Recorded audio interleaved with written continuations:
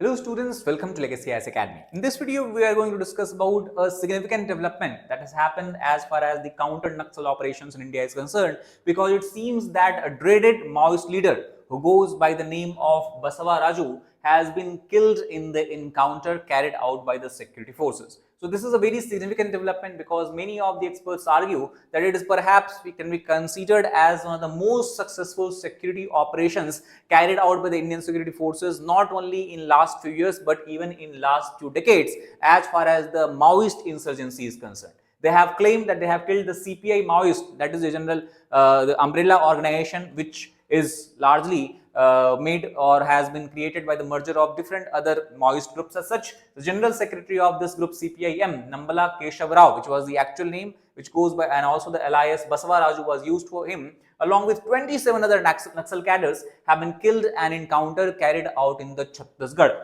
Chhattisgarh, if we talk about, is the state that as of now should be considered and can be considered as a state where the Naxals have the strongest foothold as such.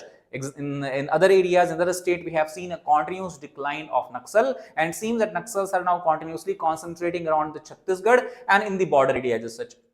And that is why this development can be considered as a critical movement as far as the fight against Naxal is concerned. This also is in line with the promise that Union Home Minister Amit Shah has made that by the next year, that is March 2026, the Naxals will be completely decimated and uprooted from India. So he has said that forces, basically by looking at this operation, we can say the forces may actually be able to meet the deadline set by the Union Home Minister Amit Shah, and we might actually see, hopefully, the end of Naxalism, the scourge of Naxalism from India for once and for all.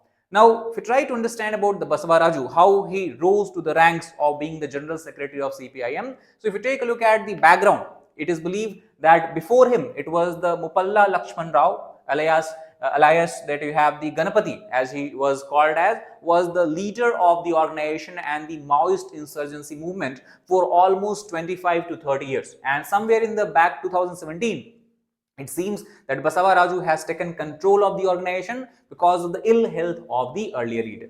So basically, later on, 2018 is the year when it was confirmed by the Maoist themselves, that because of the ailing situation or the ill health, the Ganapati had withdrawn from his responsibilities and the new general secretary will be the Basavaraju as such. And this is significant, and this was significant development because it was first change in the leadership of the movement in last 14 years as such. Ganapati had been its supreme leader for 25 years. 12 years, he was chief of the CPI-ML. Earlier, as we know, the party was referred as Communist Party of India, Marxist-Leninist, and then later on it merged with the MCC, that is Maoist Coordination Center, largely operating in Bihar and Jharkhand, and the People's War Group, largely operating around the Andhra Pradesh and the surrounding areas as such. So the merger of these groups had led to formation of CPI Maoist, and then for 13 years, because 2004 was when the merger between these organizations took place to form CPI Maoist, CPI-M as it is also referred as, which is a banned organization and has been put under the UAPA, Unlawful Activities Prevention Act as such. Now, we take a look at the Basavaraju himself. He was number 2 practically as long as the Ganapati was the leader of the Maoist movement, and during that time he was also a leading member of the Maoist insurgency because he was the commander-in-chief of the CMC, that is Central Military Commission. It is a Central Military Commission of the Maoist which is responsible for the attacks carried out and the ambushes carried out on the security forces, and that is why he was the person behind deadliest attack carried out against the civilian, against the infrastructure, against the police personals or even the security personals such as CRPF and all. And also, since he was in charge of CMC, he basically and effectively was basically was the controlling person for the PGAL, that is People's Guerrilla this army, as the Naxals call their the armed wing as. The head of the forest division, Randakaran, that is also one responsibility he was taking care of, and he also was member of the CPI Maoist Politburo. Now, Politburo is basically a kind of system you will see in the communist states also. For example, in the Chinese Communist Party, that is the party that leads China, it also has a Politburo, and similar organizations existed during the time of Soviet Union. Similar organizations exist in the countries such as North Korea also. So basically, Politburo can be considered as the highest ideological think tank of the party, Basically, it is the planning organization. It is basically it is the body that gives the Maoist insurgents idea that what should be our goals. It is this bureau or Politburo that determines what should be our aims, what should be the strategy, and then the effective implementation of this strategy is carried out by the cadres and the low rank members. And also he was the member of editorial board of the party that publishes Awam-e-Jang. This again can be considered as an example of Naxal literature, which is largely to inspire people to join the Naxal rank and also create a wave of sympathy among the minds of the villagers and the tribals where the Naxals are operating in. And not only that, it is also aimed for the urban section as well, so that they can have a kind of sympathy for the Naxal movement as such. Now, as far as the early life of the Basavaraju is concerned, he was born in Srikakulam in the Andhra Pradesh region on the 10th of July 1955. Then he was a bright student, so he did or got a BTech degree from the REC, that is Regional Engineering College in Warangal, which has been today converted as a NIT Warangal. He also represented Andhra Pradesh at the national level in volleyball, and during the college time, he then joined the leftist student politics, and it is during those time he became much more what you can call as radical in nature. And also during one of the violent protests, he was arrested in year 1980 during a scuffle with the ABVP, that is Akhil Bharatiya Vidyarthi Parishad members.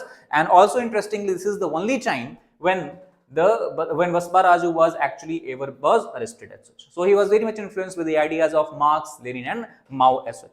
Now, as far as the government records of Basavaraju is concerned, the government do not have a lot of photographs of such, because he has kept himself hidden in the dense forest of Chhattisgarh as such, Gandhar Ranni region, more specifically the Abujma region. That is where the intelligence said that he was hiding, and also it was believed that he used to carry AK-47 all time along with himself. He was a clean-shaven man who now dyes his hair regularly. That was also the intelligence document which is stated. He walks briskly and swings either side while walking. And all this information is important when police forces or security forces are carrying out Naxal operation, because it is on the basis of these intel inputs they can understand that whether they have killed the main commander, zonal commander, or which kind of leader as such. Ganpati had been grooming him for the top leadership post for years, and Basavaraju carried a reward of 2.02 crore on his head that was announced with the government. Also, if you try to understand, before that, as we discussed, Ganpati was leader, so on his head himself, he used to carry 3 crore rupees of award as such. Now, if you talk about the leadership role of Basavaraju, he was promoted as a general secretary of the CPI Maoist party. As we have discussed, he already was the head of the CMC, Central Military Command of the Maoist movement, and overall he was responsible for planning operations, targeting security forces and recruiting Dalam cadres. Dalam are basically what you can call as the foot soldier of the Naxal movement as such. Overall, the Naxal movement went a significant change after his taking of charge of the Naxal movement, because he was considered as much more aggressive in nature as far as the military command is concerned, especially with reference to the last leader, Ganpati. He was also an expert in the improvised explosive devices, and he was a master military strategist as such. That is how experts describe him as. He also was responsible for 2013 Latihar ambush in Jharkhand, which is considered as a dastardly attack, a heinous attack we can say, because it is in this time he actually have put a photosensitive IED in the stomach of a killed stomach of the slain CRPF soldier, in hope that when the doctors will come to rescue him, the bomb will blast and the doctors will kill him. This is also an example of what you can call in the military terms as a double tap attack. So this kind of strategy he has adopted, which was very cruel in nature, and that is why he is considered as aggressive military commander as such. Also, he was of firm belief that losing few civilian lives in the exchange of big success against security force should be tolerated. That means he was not willing to sacrifice people, sacrifice innocent life just because he wanted to kill security personnel as such. The significance of Basavaraju can be understood from the fact that with his considerable combat experience, he was expected to make the outfit more lethal and combative, and that actually to some extent he has done.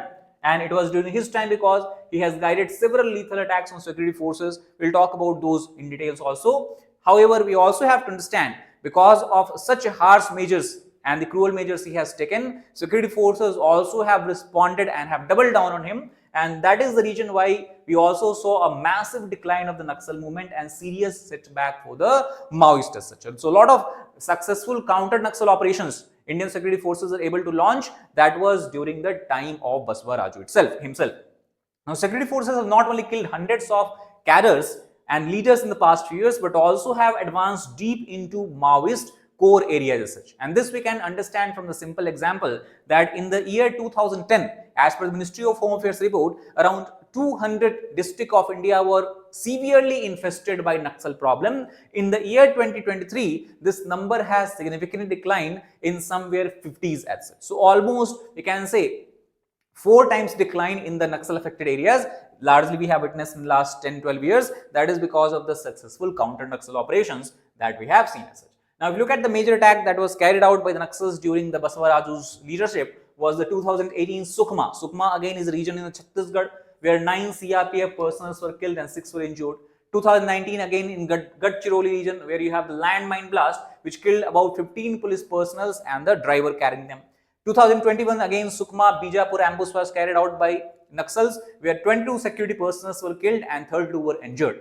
Again in the year 2023, Dantewara IED blast was carried out where about 10 DRG personnel and 1 civilian driver was killed. Similarly, in the 2025, the most recent attack that was carried out and planned by the Naxals was in the Bijapur region of the Chhattisgarh where 8 DRG personnel and a civilian driver were killed as such. Now, it is during the time of Basavaraju also successfully security forces have carried out a lot of operations. Some notable one is 2024 Kanker encounter where about 29 Maoists were killed and 3 security personnel were injured during the combat. Similarly, during the 2024 in the Abujmar we have discussed before is where Basavaraju was expected to hide and was actually hiding. So 38 Maoists were killed, 1 security personnel was injured, and then you have the recently concluded operation that has resulted in the elimination of him who as a Naxal leader and to a large extent that will decimate and overall demoralize the Naxal cadres and will weaken